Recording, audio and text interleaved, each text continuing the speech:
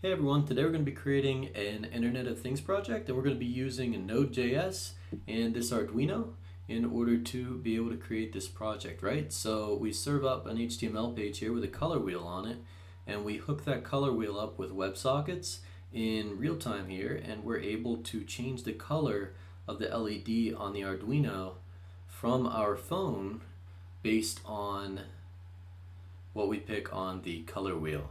So that's the project. If you want to stick around for all the technical details and want to make it on your own, let's get started. So the first thing we want to do in this project is build the circuit for it, right? And to do that, we have the Arduino, we need a breadboard, a red, green, blue LED, and 3 resistors. So let's go ahead and put the LED on the breadboard, and you'll notice it has 4 wires, right? The longest one is either going to be the anode or the cathode wire. In my case, it's the cathode, and that's what it is in this project too, and that means it's the longest one's the negative wire, the other 3 are positive.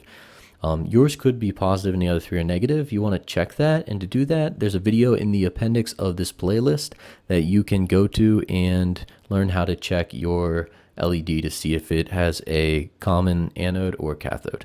All right, so on we go. The cathode's the negative, so we want to send that into the negative rail here. Let's color that wire black. And then we want to add our 3 resistors, right? 1 to here, so this is the red wire, and it's going into this rail. 1 to the blue one, this is the blue. And then 1 to the green one. And then what we need to do is connect this, because this is connected, right? Then we need to connect this to the Arduino and to specific pins. So I'm going to connect the red, green, and blue to pin 11, 10, and 9 respectively, because they are the PWM pins, the pulse width pins. And so there we go. This is red, and these are the pins you want to use. Any of the pins with the wave, with the tilde beside them, those are the pins you want to use for the RGB, the red, green, blue LED. This one's blue, right? And then this wire goes into 9, and that's green, that's fine. And then we want to send this negative rail into ground. So let's do that. Yeah, negative rail to ground. So negative coming out and positive going into the 3 LEDs, and the negative goes into ground. That's our setup. So now let's go ahead and write the code. For our code today, we're going to use the Johnny5 JavaScript library, and for that code to work with Arduino, we need to upload what's called the standard Fermata sketch to our Arduino. So make sure you have your Arduino and that you've plugged it into your computer. And once you've done that, you're going to go to File, Examples, Fermata, and then Standard Fermata, and give that a click. It's going to open a new Arduino IDE, and that's fine. It's going to have a bunch of code in it. Great. We want to upload this to the Arduino, and that's going to allow Johnny5 to communicate with the Arduino. And while it's compiling and uploading, once this is done uploading, once down here it says done uploading, go ahead and close out of this and open up VS Code, and we're going to start coding our project. So the first thing we need to do before we code is set up our home network correctly. So to do that, if you're on Windows, go to Settings. If you're on Mac, do the similar things for Mac, or Linux, same idea, right? And once you're in Settings, we're going to go to Network and Internet. Okay, and then you're going to go to Wi-Fi. And we're going to click on the Wi-Fi that you're connected to. And you want to make sure that your network profile is set to private. So that's going to allow you to use your IP address eventually to connect your phone to the computer, and then we can in turn connect it to the Arduino and LED, right? So make sure you got that set to private. Once you have that, you're set to start coding, right? So to code, let's go ahead and bring up a terminal in here, and we're going to initialize a project, right? So npm init-y. And if you don't type -y, you're going to need to fill in all the npm package things, and that's fine. You can put your name in and all that. Or if you want to, you can always click on it and come in and manually fill them in, right? So once you have that, we need to install the dependencies for this project, right? So npm I, and we're going to install a couple of things. One is Express. The other one is WS for WebSockets. And the last one is Johnny5, -5. And Johnny5 is the Arduino library we're going to be using. So once those are done installing, we're going to come up here and create a new file, and we're going to call it server.js. Now inside of server.js, we're going to require those things that we just installed, right? So let's start with const5 equal require Johnny 5. And then we can do const WSS, const WebSocket. Let's start with that. Const WebSocket equals require WS. And we're also going to do const express equals require express. Okay, and we're going to deal with the express bit first here. So we're going to say const app equals express, and that starts a new express app for us. And then underneath, we're going to say const port, and we're going to use port 5000. We're not going to worry about if we're going to like publish it to Heroku or something. We are going to deploy it locally, right? But not to like Heroku or not to the cloud, so to speak. So underneath that, we're going to listen. So app.listen, and we're going to listen to the port, which is port 5000. And then we're going to, there's a callback function, right? We're going to just say listening on port. And in this case, the port is 5000. So the other thing we want to do is create a WebSocket server, right? So from the WebSocket we imported above there, we can say const WSS equals new WebSocket dot server. And inside of there, we're going to run a new port, and this is the port that the WebSocket's running on, and that's going to be 880. So 8080.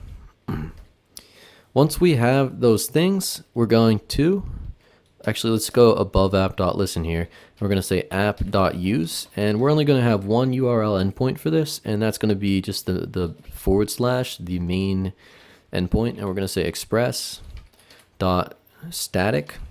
and we're going to serve up a folder public.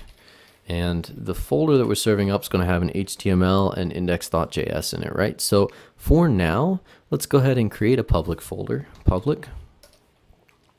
And inside of public, let's just add an index.html and save that so we can use our emmet, which is the bang symbol, exclamation point, and then hit tab, and it will create this for you, right? And then inside of there, we're going to call this color. I'm going to call it color picker. It's like a color wheel project. And then in the body, we're just going to, for now, hello world. And we want to make sure all these things are at least working, right? So save that. And then from there, let's see, I'm going to run it. So node server.js, there we go, enter. And we should have our server running. And I'm going to actually come over here and do localhost. And you'll see this in just a second, 5000. Okay, and if I go to localhost 5000, I'm getting hello world, right? So we know that our node server is running. And so we're correct so far, or express server, right? So minimize that, back to here, right? So now we're in here. We've got our server running, everything's working so far. Now we need to set up our Arduino board, so to speak. So to do that, let's go, actually, let's finish setting up the public folder first, right? So we have our index.html here, and this gets a little bit tricky, but it's not too bad. So inside of our index.html, we're actually going to end up using a color wheel library, and it's called IRO. So we're going to need to kind of follow their specifications for this. So in our H1, instead of hello world, let's do something like color wheel, and we're going to say select a color. All right, and then underneath that, we're going to put a div with an ID of picker. Because the library they're going to be using requires an ID of picker in the div to put their color picker in. And then underneath that, we're going to have two scripts, one that we're going to make and one that is the script for the color picker. So we're going to say script, and it should autocomplete for you. If you don't have autocomplete, you can come down here to extensions, click it, and find in HTML emmet, and that'll work. And then you can install that, and then you'll get autocomplete on your HTML, right? So source is going to be iro.js, and that's the library we're going to install in just a minute. Then underneath that, we need one more script, and that's going to be our index.js file, and that's going to be our file that we use. So save that, and we're going to go ahead and create that index.js file, index.js. And for now, we're just going to console.log test. So that's there. So we just know it's there and exists. Okay, now we need to follow the instructions for this iro.js library, right? So the first thing we need is to create that iro.js file. So new file inside of public, iro.js, and we want to get the source code for this iro library and stick it in here because we're using it in our indexed HTML. So to do that, go back to the internet. You're going to go to irojs.org, and we want to get started, right? So here's the installation instructions. Okay, we've done that. Great. Or download and host yourself. This is what we want. And we want production version. Yeah, so Control A to copy everything, or to select everything is Control A, Control C to copy it. And then we're going to go back to our application here, and we're going to paste it into iro.js. And if you save that, exit out, and then click on it again, you're going to see that, okay, it was all on one line at first, but now you're seeing all the code for iro.js. And we're just going to leave that code alone, right? It's a library. We don't have to touch it. We just need to include it. So exit out of iro.js. And so now that's set, right? That's set to go. Now we just need to work on this index.js file. And I guess let's make sure that it is indeed working first, that we've connected it. So in the server down here, we're going to Control C to close it and reopen it with node server.js. Then we're going to go back to our color picker and Control Shift I or right click inspect. And we just want to make sure that this is loading. And there it is, test, right? So if yours isn't, try refreshing the page, right? So we got this and we got our test. So we know our index.js is hooked up. So that's good. Let's go back. And now let's go to our index.js file, right? So let's go here. I think we're done here. Let's just double check. Yes, we should be done there. So index.js. And inside of here, we're going to create a main function, and we're going to make sure we call it, right? I've had this problem earlier, is I didn't call my main function. So down at the bottom here, I'm going to put main, and we're just going to make sure we call it. And everything we do is going to go inside of this main function because it's pretty short. Now we created our port on the backend earlier, and that was on port 8080, the socket.io. We didn't do anything with it yet, but we created it. We're not using socket.io, WebSockets. I tried socket.io and it didn't work, so I went with WebSockets. So anyways, we're connecting our socket to port 8080, and we want to make sure that we do that on the front side here also. So we can say const socket equals new WebSocket, and we're going to say ws for WebSocket, right, / local host, and it's going to be 8080. Okay, and then underneath that, now this is the code. If you want to read the docs and see why this is the way it is, if you keep scrolling down the iro.js guide here, you're eventually, that's my mouse wheel, it's really loud. You're eventually going to get to how to use iro.js, and it shows you the events that you can use, and I believe up here it shows you how to initially make the picker. Yeah, it shows you how to initially set the color picker here. So that's what we're going to do. So let's go back to the code. And we're going to set the color picker. So it's going to be const color picker equals new, and it's going to be iro dot color capital C. I've done this multiple times, is I couldn't figure out why this wasn't working, and it's because I didn't use a capital C in color. Color picker, you can see I tried it before, iro dot color picker with a capital C, and inside where this will automatically, instead of doing document.query selector and grabbing the picker div, we can just say it here, picker. It's part of the library. So new iro.color picker, and then grab the picker with the ID of the picker, right? So the div.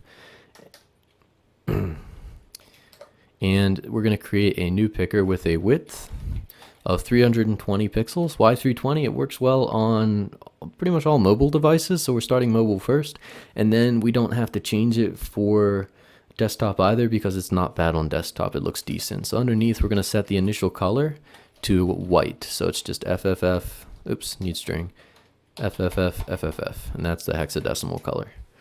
All right, so now we've got our color picker. Underneath that, we're going to say color picker. Now we're going to use it, dot on, and this is again in the library still. So color colon, I was going to say semicolon, but colon change. And we're going to take the color. So again, this is the library. So it's dot on color change, and we take the color, and then we're going to say console.log color.hex string.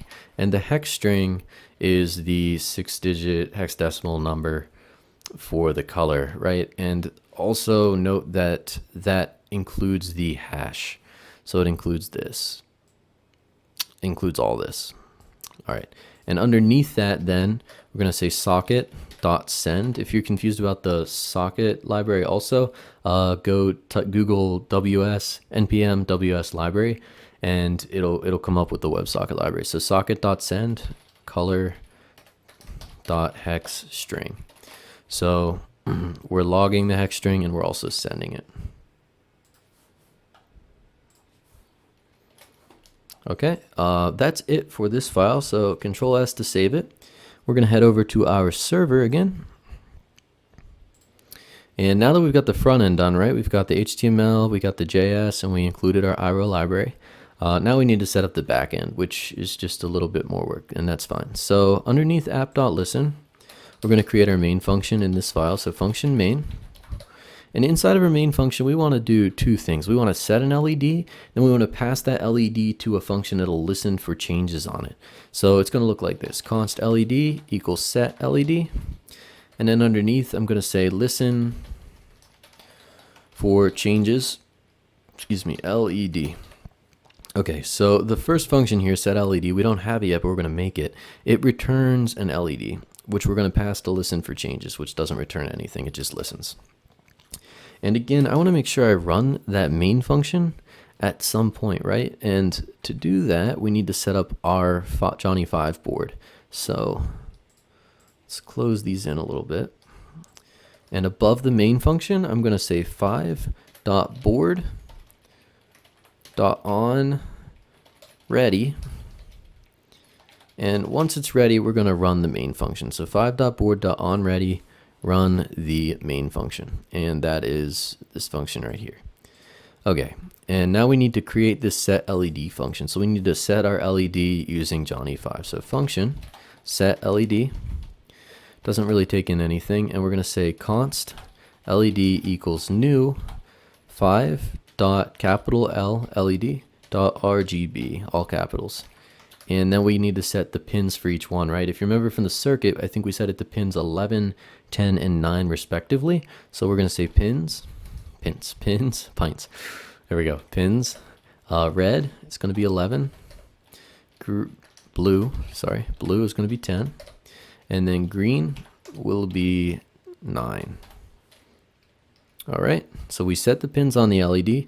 And then once this starts, right, once the board's ready, we set the pins, and then we want to just turn the LED on and make sure it is white. So LED.on, LED.color, and again, it's that hash FFF. And then we want to return it, return LED. And we're returning it so that it comes out of here and goes into here, right? So we're storing this LED inside of the LED variable. Okay.